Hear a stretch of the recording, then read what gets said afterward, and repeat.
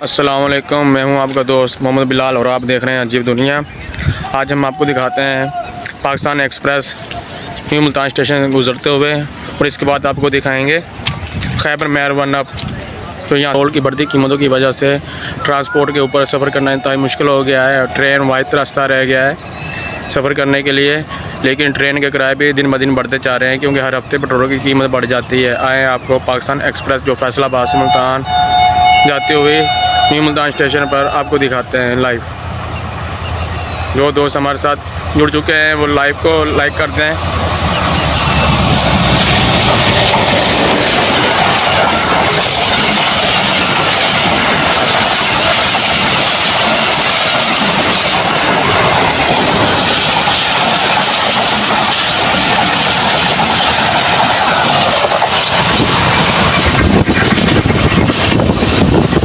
full speed से जाते हुए न्यू मुल्तान स्टेशन पर